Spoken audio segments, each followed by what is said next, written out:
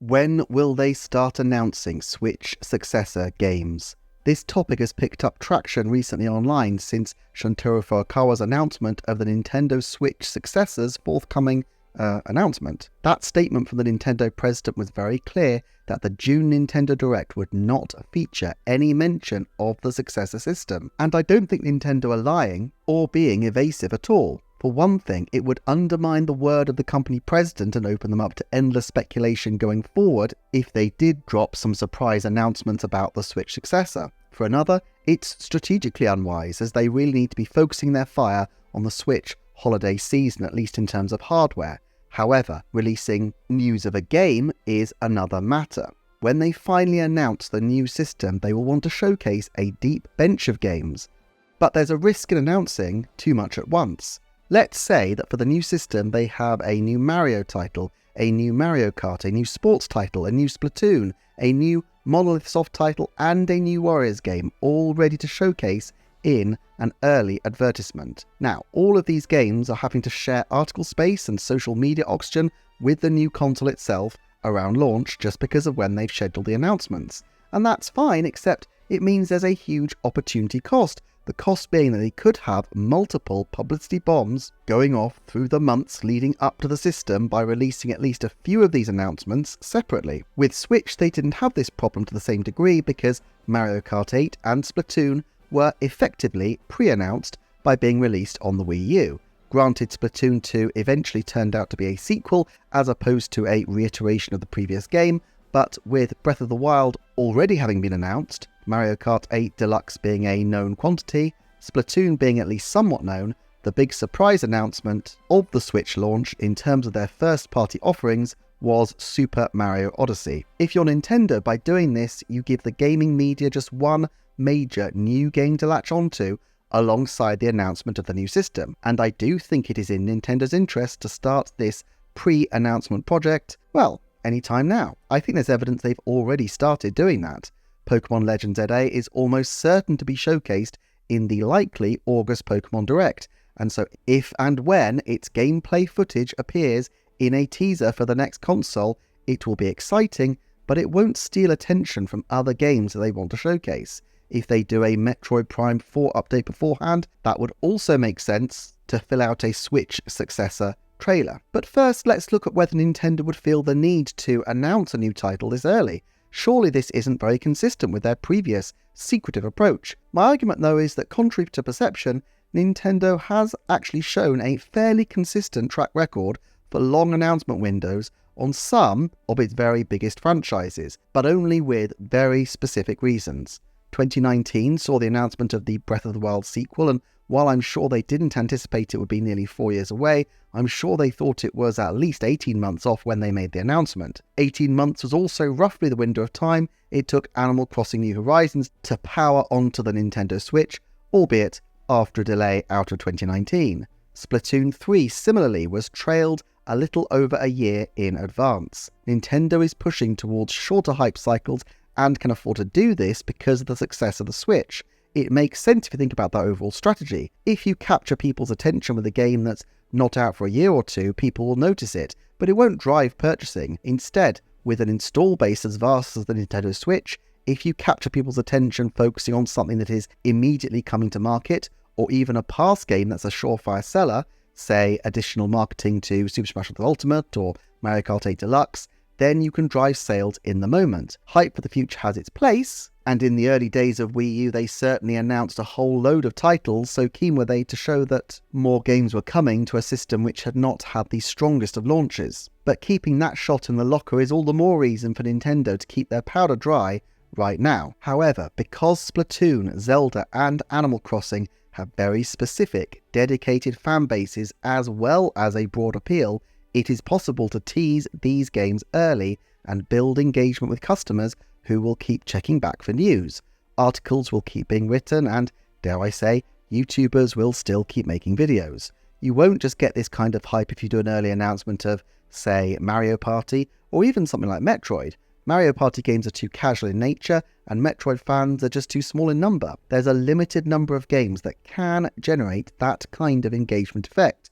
You're looking at the very biggest titles, and therefore by definition, you're dealing with cross-gen games. Moreover, you're ruling out the usual casual-focused titles like Switch Sport or even 2D Mario and going for those games which have very engaged and motivated fan bases. Of course, another aspect is that these tentpole releases are designed not just to shift software, but to shift hardware, and I think each of the aforementioned titles had specific hardware in mind that they wanted to push.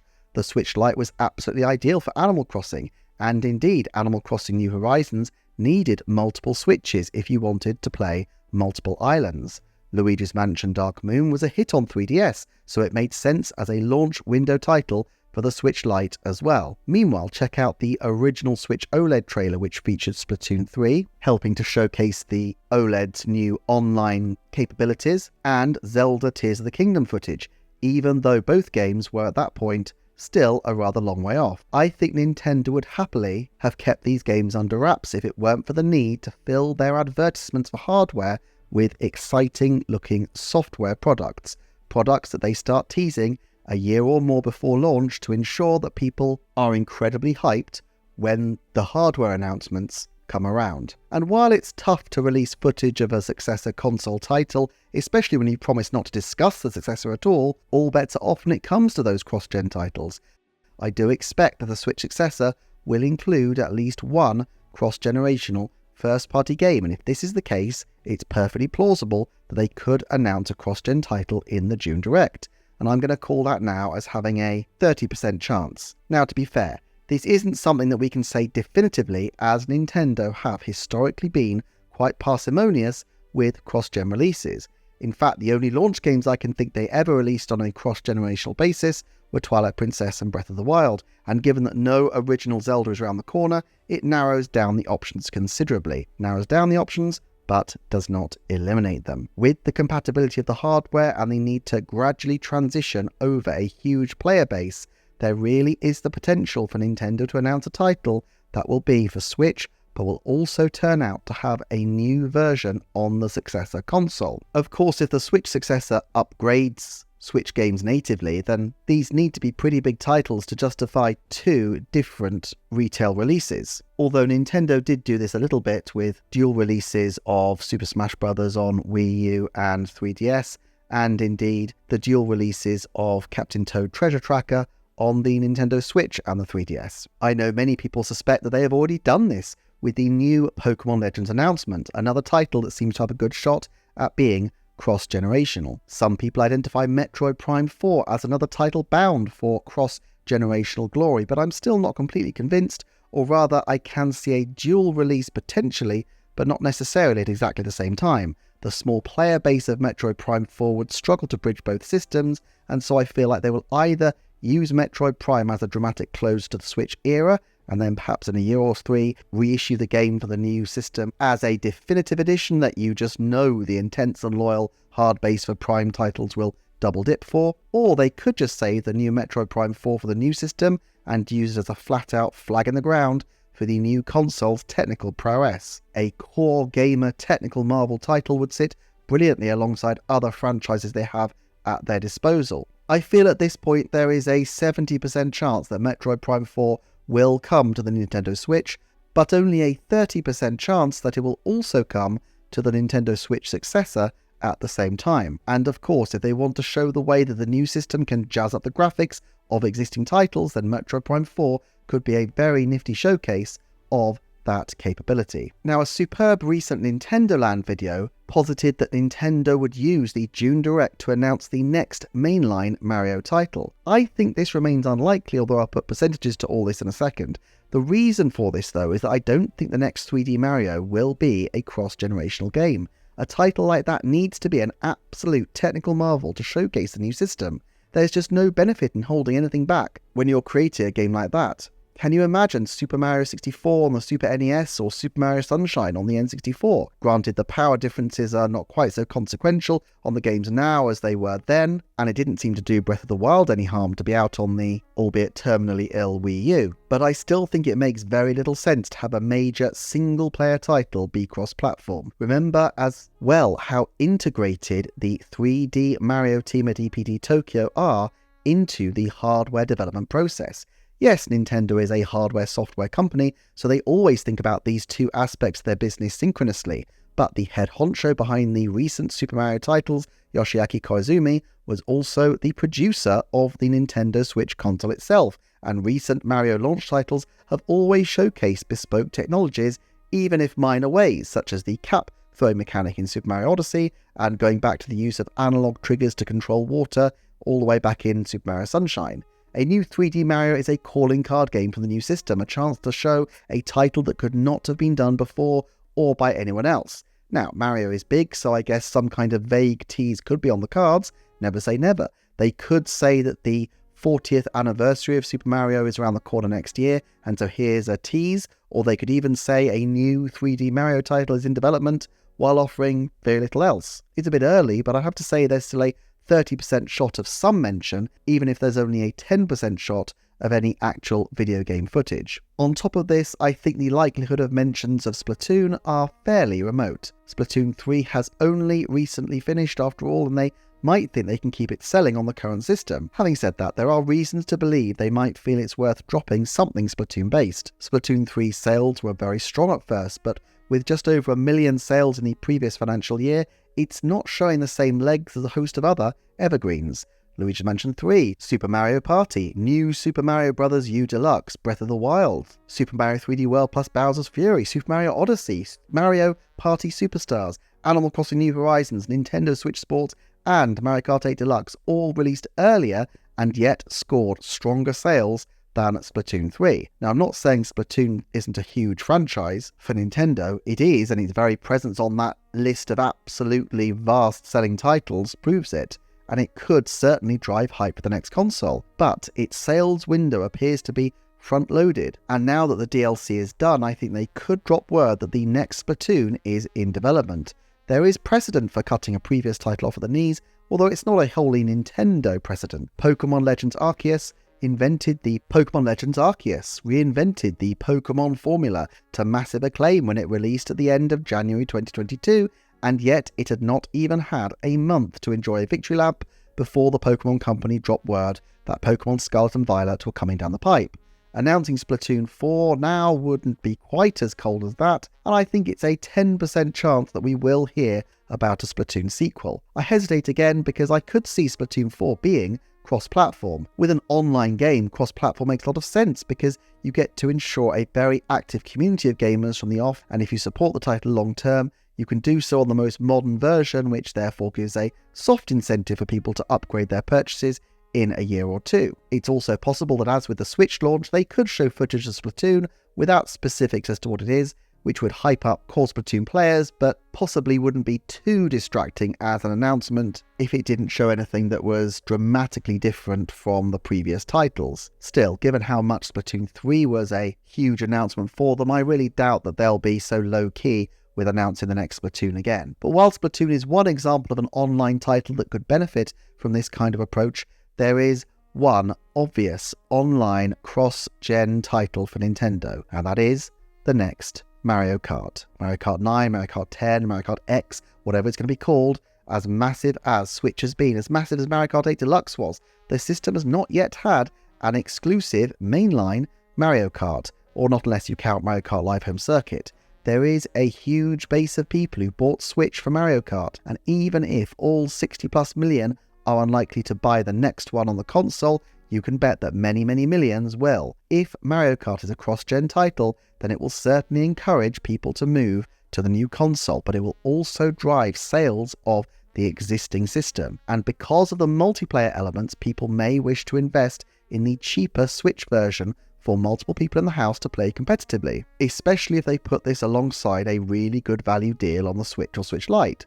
So let's unpick all this. First of all, I think there's a good 50% chance that Mario Kart is going to be a launch title for the Switch successor, and a 90% chance that it's going to launch in the first 9 months of the new system being on the market. Second of all, will the next Mario Kart be cross-gen? Arguably, if it is a launch title, it would probably almost have to be, unless the technical leap to the new system is so great that Switch just can't handle the new game at all. It just makes sense. The new Mario Kart is likely to be supported for years and years, so Those Switch buyers will have every incentive to upgrade in due course, but in the meantime, the arrival of a new Mario Kart will be a Frankenstein's monster lightning spark right into the heart of the dying Switch, while also jump-starting the next console with a bang. Remember how the 2DS kept a decent trickle of sales as an ultra-budget offering even in 2019 and 2020, when the 3DS had long given up on new games.